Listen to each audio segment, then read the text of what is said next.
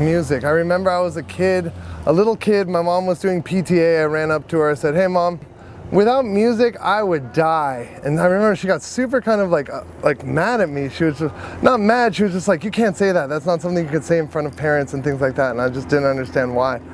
I was in choir my entire life. I was in a church choir. So that's really where I learned like pitch and a lot of those other things. What up, brother? Want to hit this? Oh, absolutely. Fuck yeah.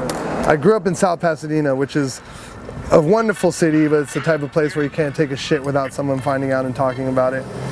I listened to Los Angeles radio, and my dad listened to Bob Marley, Jimmy Cliff, the Wailers, a lot of that. So I would listen to his like tapes and his CDs. Essentially what I like to do is anything that I'm listening to or anything that's flowing in my life, I use that to create my music, but it always has a backbone of hip hop, because that's who I was growing up in Los Angeles, was just this hip hop head. Southern California, Dre said it best, pack a vest for your Jimmy in the city of sex. I'm from Pasadena, but Los Angeles is home to me. Highland Park, Northeast LA, that's my family. San Diego chillin' where the Grand meets the sand. Santa Barbara, Isla Vista, here, take my hand. If you've never been to California, here's the plan. Let me take you on a heady journey through my lands. Everything from reggae, funk, hip hop, EDM, trap.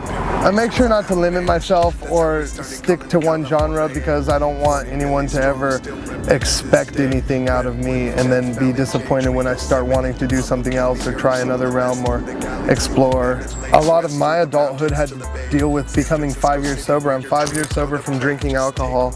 And with my sobriety, you know, came a kind of different realm of music making. At first it was tough to be creative, because a lot of the times I had alcohol as a crutch. Alcohol to me was like an easy thing, like I could drink a 40 and then start freestyling and just kind of go on and whatever. And a lot of people would agree that when you use alcohol, your inhibitions, it's kind of like when you flirt.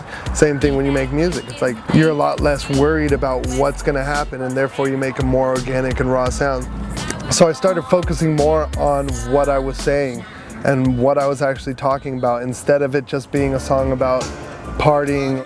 So I started working on this album called Bad Reputation, because essentially I had built up the worst reputation for myself, being like just a shitty alcoholic fucking asshole. I don't want no fancy wedding. I don't need a flashy car.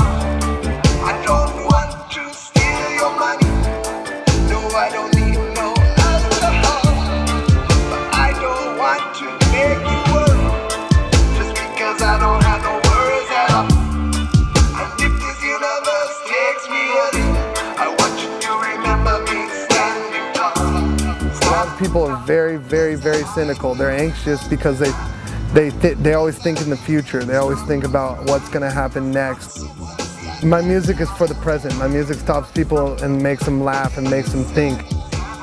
I want to change the world just like one smile at a time. Just keep it moving. Keep people's hope going. Just walk beside